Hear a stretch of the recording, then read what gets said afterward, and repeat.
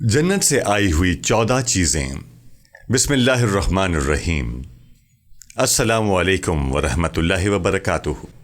جنت عیش و آرام کی ایسی جگہ کا نام ہے جو ایمان والوں کو ان کے ایمان کے صلے میں اللہ تعالیٰ کی طرف سے عطا ہوگی۔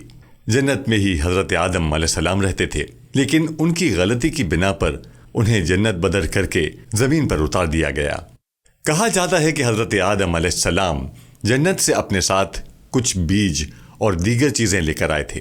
اللہ تعالیٰ نے ان چیزوں کے علاوہ بھی وقتاً فوقتاً اپنے انبیاء پر اور زمین پر چند اور چیزیں اتاریں۔ جنت سے آئی ہوئی چیزوں کی صحیح تعداد کے بارے میں تو اللہ رب العالمین ہی جانتے ہیں، لیکن آج کی اس ویڈیو میں ہم آپ کو ان چیزوں کے بارے میں بتائیں گے کہ وہ کون سی مشہور اور خاص چیزیں ہیں جن کو جنت سے آیا ہوا کہا جاتا ہے۔ آپ کو جنت سے آئی ہوئی چیزوں کا استعمال اور ان کی اہمیت کے بارے میں بتائیں گے، ساتھ ہی ان کی تاریخ پر بھی بات کریں گے۔ کیا آپ جانتے ہیں کہ حضرت آدم علیہ السلام کو جب زمین پر اتارا گیا تو وہ کون سی جگہ تھی؟ کیا آپ جانتے ہیں حجر اسود شروع میں کیسا تھا؟ ہم امید کرتے ہیں کہ آپ کو یہ ویڈیو پسند آئے گی۔ آپ سے بس اتنی سی گزارش ہے کہ ویڈیو کو آخر تک ضرور دیکھیے گا۔ ناظرین، حضرت انسان کی پیدائش کو تو آپ جانتے ہی ہیں کہ یہ سلسلہ حضرت آدم علیہ السلام سے شروع ہوا۔ وہ پہلے بشر ہیں جو جنت میں رہتے تھے، اور وہی پہلے انسان ہیں جو دنیا میں اتارے گئے۔ زمین پر وہ کہاں اتارے گئے، اس کی کہانی آپ کو سناتے ہیں۔ آسمان دنیا کی گہما گہمی کسی بڑی خبر کی نوید سنا رہی تھی۔ جوں جوں وقت گزرتا جا رہا تھا، تسبیح و تہلیل میں مصروف فرشتوں کے تجسس اور بے چینی میں اضافہ ہوتا جا رہا تھا۔ نظریں بیت المعمور پر تھیں اور کان اللہ کی پکار پر، اللہ کی پکار کے منتظر۔ بالآخر انتظار کی گھڑیاں ختم ہوئیں اور رب ذوالجلال کا حکم فضا میں بلند ہوا، میں زمین پر اپنا نائب بنانے والا ہوں۔ فرشتے اس فیصلے پر حیران تھے اور متعجب بھی۔ ان کا خیال تھا کہ جنات کی طرح یہ بھی زمین پر لڑائی جھگڑا اور فساد کریں گے۔ چنانچہ انہوں نے اس فیصلے کی حکمت معلوم کرنے کی غرض سے ڈرتے ڈرتے عرض کیا، اے ہمارے رب، ایسے شخص کو کیوں پیدا کرتا ہے جو زمین میں خون بہائے، اور ہم تیری تسبیح، حمد اور پاکیزگی بیان کرنے والے ہیں۔ فرمایا، جو میں جانتا ہوں تم نہیں جانتے۔ اللہ تعالیٰ نے حضرت جبرائیل کو حکم دیا کہ کرۂ ارض سے مٹی لے کر آؤ۔ حضرت ابو موسیٰ اشعری سے روایت ہے کہ نبی کریم صلی اللہ علیہ وآلہ وسلم نے ارشاد فرمایا، اللہ تعالیٰ نے حضرت آدم علیہ السلام کو ایک مٹھی خاک سے پیدا فرمایا۔ یہ مٹی تمام روئے زمین سے حاصل کی گئی تھی۔ یہی وجہ ہے کہ حضرت آدم کی نسل میں مختلف رنگ و زبان کے لوگ پائے جاتے ہیں۔ حضرت داؤد ترمذی حضرت ابو ہریرہ سے روایت ہے کہ حضور اکرم صلی اللہ علیہ وآلہ وسلم نے فرمایا کہ جب اللہ نے آدم کو پیدا فرمایا اور ان میں روح پھونکی تو ان کو چھینک آئی، جس پر انہوں نے الحمدللہ کہا۔ یوں سب سے پہلے ان کے منہ سے اللہ کی حمد نکلی، پھر اللہ نے یرحمک ربک فرمایا۔ اللہ تعالیٰ نے حضرت آدم علیہ السلام کو 4 عظیم شرف اور مرتبے عطا فرمائے۔ 1، اپنے ہاتھ سے پیدا فرمایا۔ 2، روح پھونکی۔ 3، فرشتوں کو سجدہ کرنے کا حکم فرمایا۔ 4، اشیاء کے ناموں کے علم سے سرفراز فرمایا۔ اللہ تعالیٰ نے حضرت آدم علیہ السلام کو تمام نام سکھا کر ان چیزوں کو فرشتوں کے سامنے پیش کیا اور فرمایا، اگر تم سچے ہو تو ان چیزوں کے نام بتاؤ۔ انہوں نے کہا، اے اللہ، تیری ذات پاک ہے، ہمیں علم نہیں سوائے اس کے جو تو نے ہم کو سکھایا ہے، بے شک آپ بڑے علم و حکمت والے ہیں۔ پھر اللہ نے حضرت آدم علیہ السلام کو حکم دیا کہ ان چیزوں کے نام بتا دو، سو انہوں نے ان سب چیزوں کے نام بتا دیے۔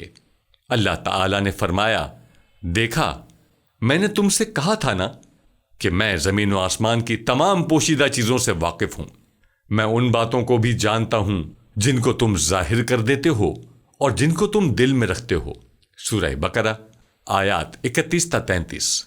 حق تعالیٰ نے تمام فرشتوں کو حکم دیا کہ آدم کو سجدہ کرو، تو ابلیس کے سوا سب نے سجدہ کیا، اس نے انکار کر دیا اور تکبر کیا اور کافروں میں ہو گیا۔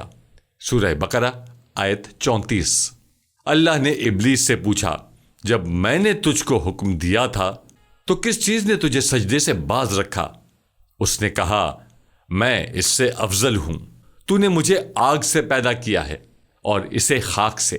اللہ نے فرمایا، تو بہشت سے اتر جا، تجھے حق نہیں کہ تو یہاں رہ کر غرور کرے، بس نکل جا، بے شک تو ذلیلوں میں سے ہے۔ اس نے کہا، مجھے اس دن تک مہلت عطا فرمائیے جس دن قیامت آئے گی۔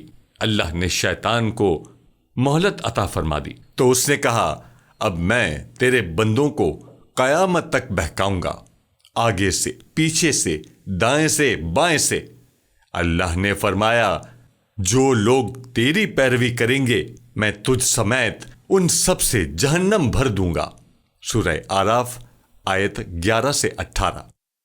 ابلیس اور شیطان ایک ہی صفت اور حقیقت کے دو ایسے نام ہیں کہ جس کا کام اللہ کے بندوں کو ورغلانا، شر پھیلانا، انہیں اللہ سے باغی کر کے برائی کے کاموں کی جانب راغب کرنا ہے۔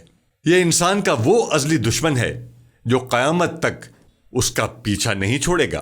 حضرت عائشہ صدیقہ سے روایت ہے کہ نبی کریم صلی اللہ علیہ وآلہ وسلم فرماتے ہیں کہ جنات حضرت آدم علیہ السلام سے 2000 سال پہلے سے دنیا میں آباد تھے، جنہوں نے دنیا میں دنگا فساد مچا رکھا تھا۔ چنانچہ اللہ نے فرشتوں کے ایک لشکر کو دنیا میں روانہ کیا، جنہوں نے ان جنات کو مار مار کر سمندری جزیروں اور ویران علاقوں میں بھگا دیا۔ حضرت سعید بن منصور کا قول ہے کہ اس موقع پر بہت سے جنات قتل کیے گئے اور کچھ گرفتار بھی ہوئے۔ انہی میں ابلیس بھی تھا جو ابھی بچہ تھا، اسے آسمان پر لا کر رکھا گیا۔ یہ فرشتوں کے ساتھ عبادت میں مصروف ہو گیا اور جلد علوم کا ماہر اور عبادت گزار بن گیا، چنانچہ اسے آسمانوں میں معلم الملوک کے نام سے پکارا جانے لگا۔ حضرت عبداللہ بن مسعود رضی اللہ تعالی عنہ فرماتے ہیں کہ ابلیس کا نام عزازیل تھا۔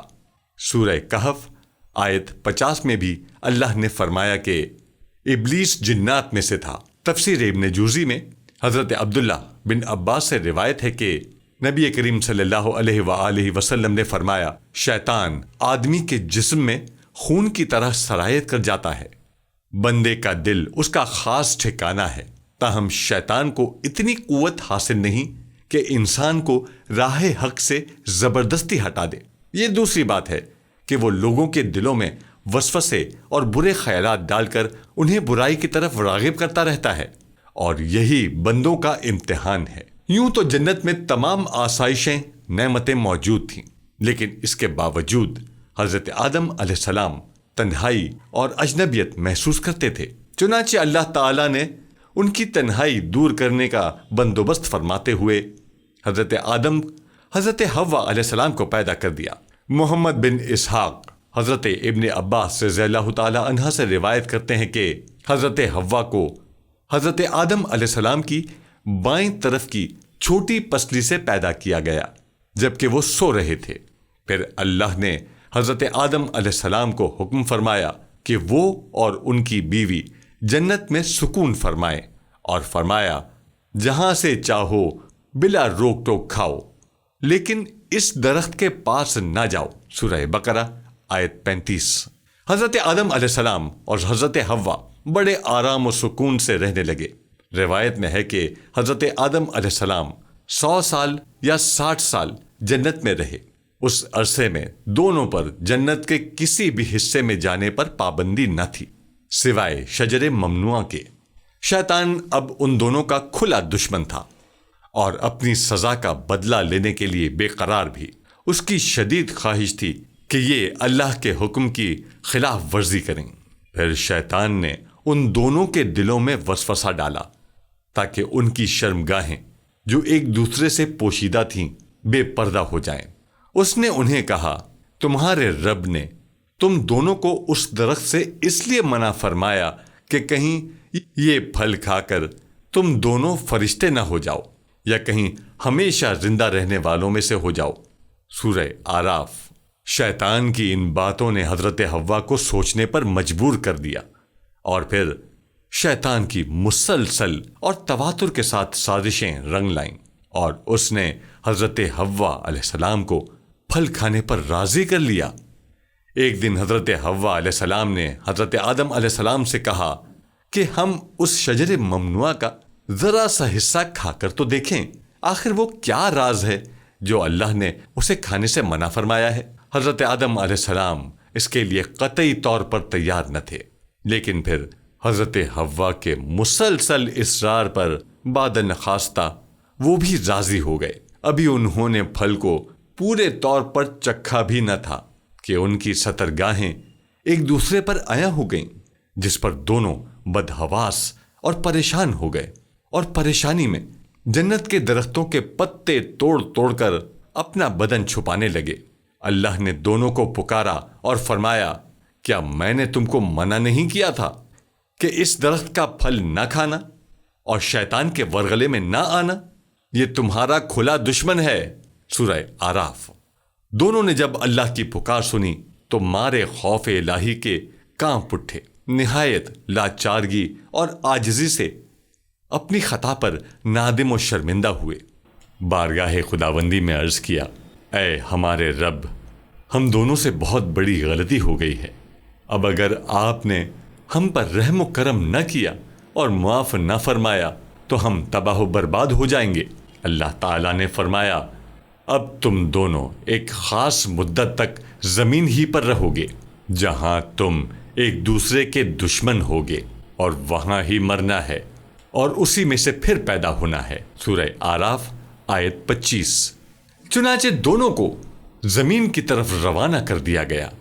روایت میں ہے کہ حضرت آدم علیہ السلام کو ہند، حضرت حوا کو جدہ اور ابلیس کو بصرہ سے چند میل کے فاصلے پر دمشتیمان کے مقام پر اتارا گیا۔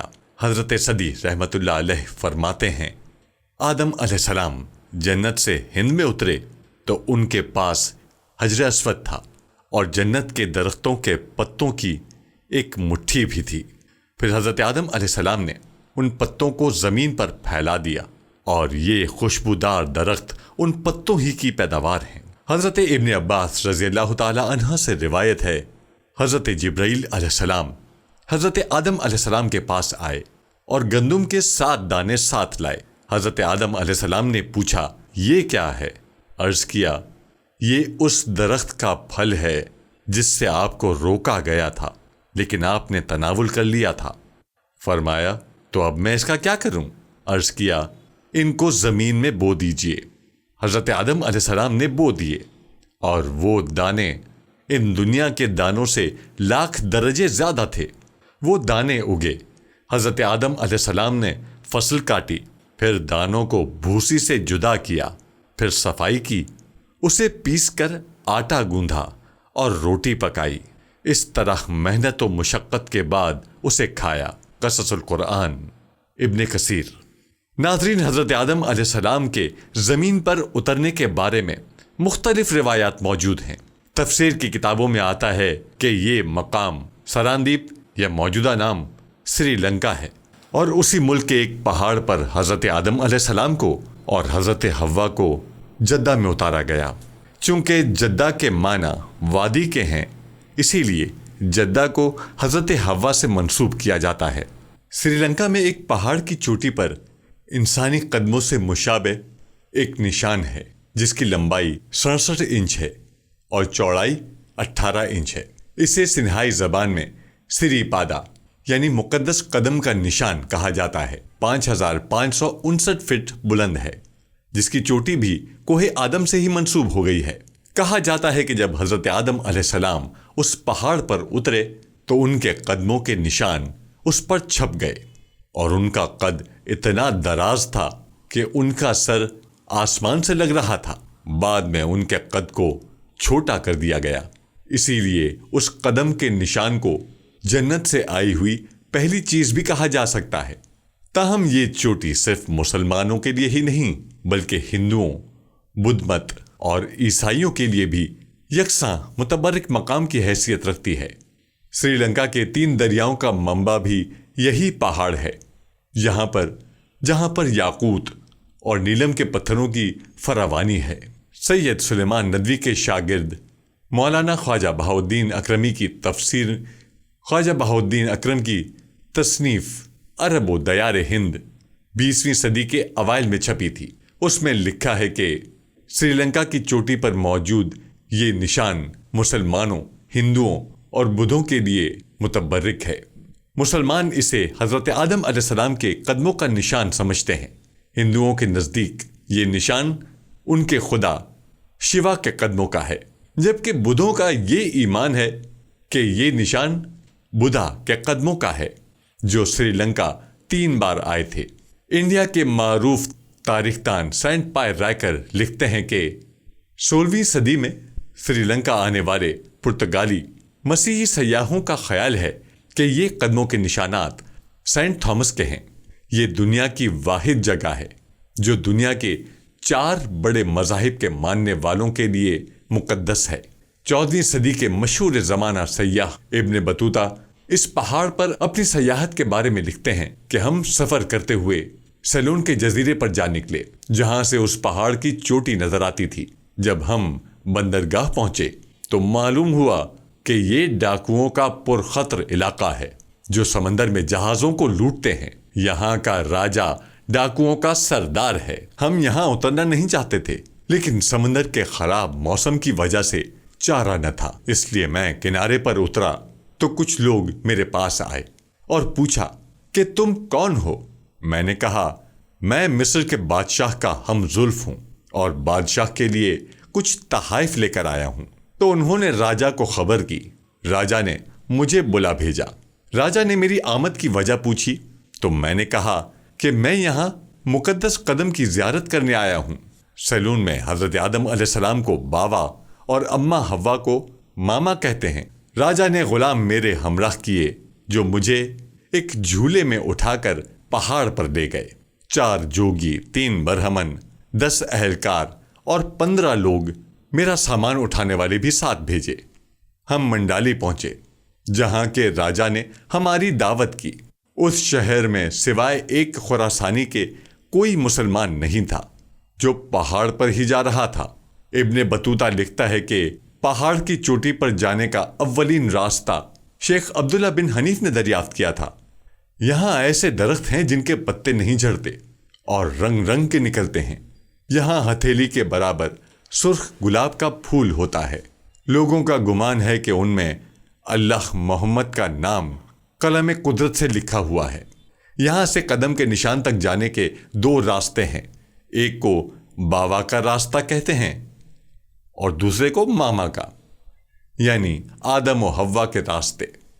ماما کا راستہ آسان ہے اور باوا کا دشوار گزار۔ پہاڑ میں سیڑھیاں کھدوائی گئی ہیں جن کے ساتھ لوہے کی زنجیریں لگائی گئی ہیں، جنہیں پکڑ کر اوپر کی طرف چڑھنا آسان ہو جاتا ہے۔ یہ 10 زنجیریں ہیں۔ 10ویں زنجیر سے غار خضر تک 7 میل کا فاصلہ ہے۔ یہاں سے زائرین قدم کی طرف چڑھتے ہیں۔ یہ قدم بابا آدم کے قدم کا نشان ہے، جو ایک سخت سیاہ پتھر میں ہے جو سطح سے اونچا ہے اور میدان میں ہے۔ قدم مبارک پتھر میں گھسا ہوا تھا اور اس کا نشان بن گیا۔ یہاں اہل چین آتے تھے۔ وہ انگوٹھے کی جگہ کو پتھر میں سے توڑ کر لے گئے اور جا کر شہر زیتون کے ایک مندر میں رکھ دیا تھا۔ یہاں ہندو زائرین پتھر میں سونا اور چاندی رکھ جاتے ہیں، اس لیے فقیر غار خضر میں پہنچتے ہیں تو ان کی کوشش ہوتی ہے کہ سب سے پہلے پہنچ کر جو سونا چاندی موجود ہے اسے لے لیں۔ ہم جب وہاں پہنچے تو اس میں تھوڑا سا سونا اور جواہرات موجود تھے۔ دستور یہ ہے کہ زائر لوگ 3 دن غار خضر میں قیام کر کے یہاں حاضری دیتے ہیں۔ تاریخ میں کوہ آدم کا پہلا تذکرہ ہمیں وہاں کے ایک بادشاہ وجے بھاؤ اول کے بارے میں ملتا ہے، جس کا دور 1055 سے 1110 قبل مسیح کا ہے۔ وہاں ایک پتھر پر کندہ ہے کہ بادشاہ نے گلمالے گاؤں کے لوگوں کو تاکید کی کہ وہ یہاں آنے والے زائرین کا خیال رکھیں۔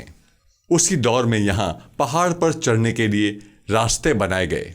بادشاہ نسان کمالہ، جس کا عہد سن 1187 سے 96 کا ہے، اس کے دور میں یہاں قدم کے ارد گرد مضبوط حد بندی کی گئی۔ بادشاہ پارا کرما دوم، جس کا عہد 1225 سے 1269 کا ہے، اس کے وزیر دیوا پرتھی راجا نے پہاڑ پر چڑھنے کے لیے سیڑھیاں بنائیں اور زنجیریں لگائیں تاکہ زائرین انہیں پکڑ کر اوپر چڑھ سکیں۔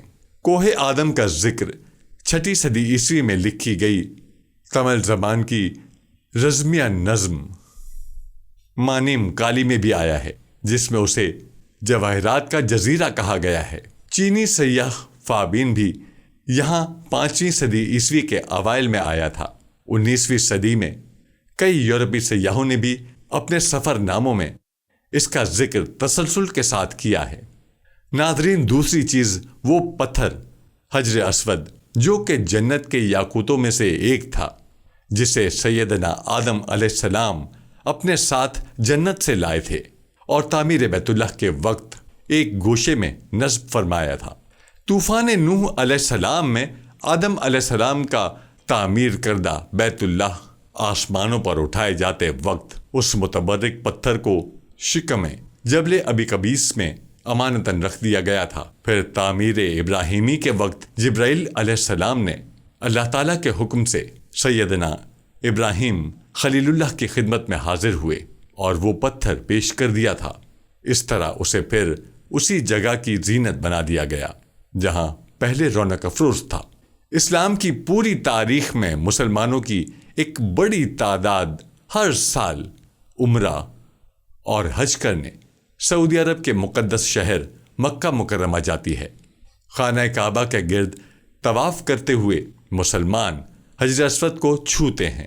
حجر اسود کو چھونا یا دیکھنا بھی مقدس سمجھتے ہیں۔ اسلامی تاریخ کے مطابق جب مقدس پتھر کی اصل کہانی کی بات آتی ہے تو مختلف کہانیاں ملتی ہیں۔ بعض مقامات پر حضرت آدم علیہ السلام کو زمین پر بھیجا گیا تو حجر اسود انہیں یہ دکھانے کے لیے آسمان سے گرایا کہ عبادت کا پہلا گھر کہاں بنانا چاہیے۔ تاہم سب سے زیادہ مقبول اور مستند روایت کے مطابق یہ خیال کیا جاتا ہے کہ حجر اسود کو لایا گیا تھا۔ حضرت ابراہیم علیہ السلام کی خانہ کعبہ کی تعمیر کے دوران یہ بیان کیا گیا ہے کہ جب خانہ کعبہ کی تعمیر تقریباً مکمل ہو چکی تھی تو حضرت ابراہیم علیہ السلام نے بیت اللہ کی دیواروں میں سے ایک میں خالی جگہ یا خلا دیکھا۔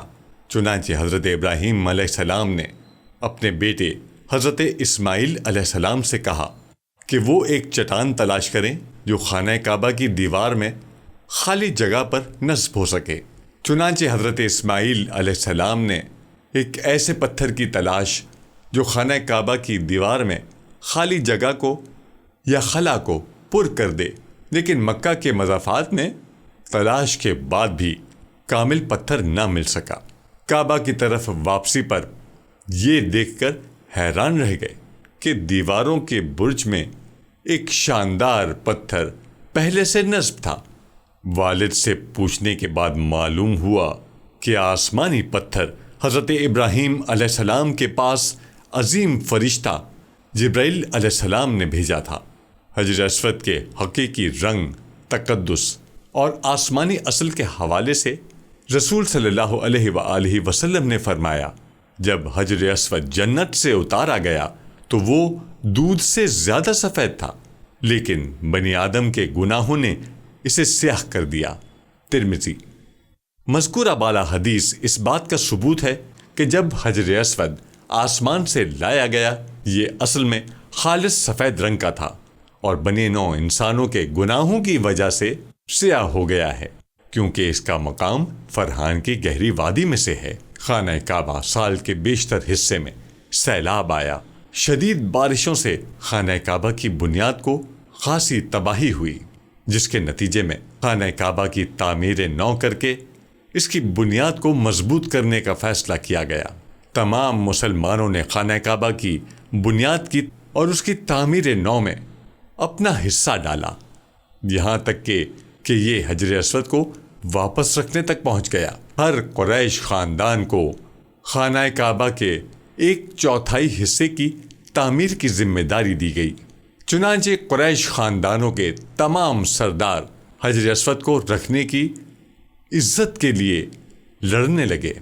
اختلاف اور دلائل اس حد تک بڑھ گئے کہ اس بات کا قوی امکان تھا کہ بروقت قابو نہ پایا گیا تو جنگ چھڑ سکتی ہے۔ تبھی خاندان کا ایک فرد کھڑا ہوا اور کہنے لگا، میرے پاس ایک تجویز ہے، آئیے کل تک انتظار کریں اور دیکھتے ہیں کہ کون صبح کے وقت سب سے پہلے مسجد الحرام میں داخل ہوتا ہے، پھر اسے فیصلہ کرنے دو۔ باقی تمام لوگوں نے اسے ایک درست تجویز سمجھا اور اتفاق کیا۔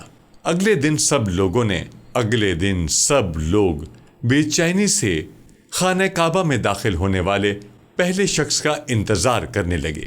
حیرت کی بات یہ ہے کہ سب سے پہلے اللہ کے گھر میں داخل ہونے والے حضرت محمد صلی اللہ علیہ وآلہ وسلم تھے، اور چونکہ ہر کوئی انہیں جانتا تھا، ان کی تعریف کرتا تھا، پیار کرتا تھا اور ان کا احترام کرتا تھا، اس لیے انہوں نے نعرہ لگایا، یہ ہے الامین، قابل اعتماد۔ اس کے بعد سارا واقعہ رسول اللہ صلی اللہ علیہ وآلہ وسلم کو سنا دیا گیا۔ جب رسول اللہ صلی اللہ علیہ وآلہ وسلم نے ایک حل سوچا تو لوگ خاموشی سے کھڑے ہو گئے۔ رسول اللہ صلی اللہ علیہ وآلہ وسلم نے اپنی چادر زمین پر رکھ دی، اپنی چادر فرش پر پھیلائی، حجر اسود کو اٹھایا اور درمیان میں رکھ دیا اور فرمایا، ہر خاندان کا سردار چادر کا ایک کونا لے کر اسے اکٹھا اٹھائے گا۔ یہ سن کر سب نے اتفاق کیا اور انصاف کی بہترین مثال سمجھا۔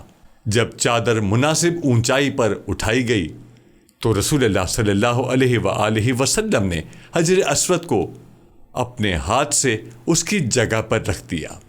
اس حقیقت کے علاوہ کہ حجر اسود آسمان سے آیا ہوا ایک پتھر ہے، پیغمبر اسلام صلی اللہ علیہ وآلہ وسلم کے متعدد اقوال اسلام میں مقدس چٹان کی حرمت اور تقدس کو ثابت کرتے ہیں۔ رسول اللہ صلی اللہ علیہ وآلہ وسلم کی درج ذیل حدیث حجر اسود کو چومنے کی اہمیت کو ثابت کرتی ہے، جو قیامت کے دن مسلمانوں کے لیے باعث برکت ہوگی۔ اللہ کی قسم، قیامت کے دن اللہ تعالی حجر اسود کو اس طرح پیش کرے گا کہ اس کی 2 آنکھیں اور ایک زبان ہوگی جو اسے چومنے والوں کے ایمان کی گواہی دے گی۔ ترمذی۔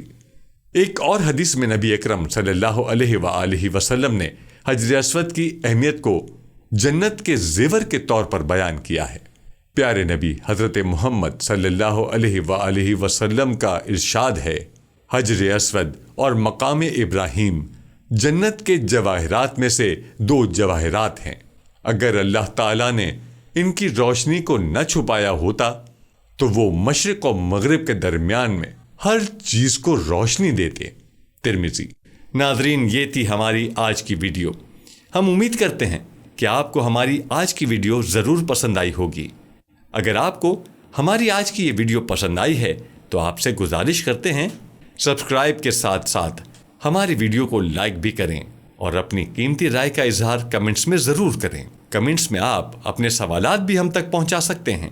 اللہ تعالی آپ کو اپنی حفظ و امان میں رکھے، آمین۔ آخر میں پیارے دوستو، ہر ویڈیو کے اختتام پر ہم نے ایک دعا کا سلسلہ شروع کیا ہوا ہے۔ جو بھی اس دعا میں شامل ہوگا، میرا دعویٰ ہے اللہ پاک اس کی تمام جائز حاجات کو پورا ضرور کریں گے۔ اپنی دعا کا آغاز درود ابراہیمی سے کرتے ہیں۔ آپ سب دوست اور بہنیں پہلے میرے ساتھ مل کر درود پاک پڑھ لیں اور کمنٹس میں آمین لازمی لکھیے گا۔ اللہ پاک اس آمین کو لکھنے کی برکت سے آپ کی اور میری تمام جائز حاجات پورا فرمائیں گے۔ دعا کا آغاز کرتے ہیں۔ بسم اللہ الرحمن الرحیم۔ اللہم صلی علی محمد وعلی آل محمد کما صلیت علی ابراہیم وعلی آل ابراہیم انک حمید مجید۔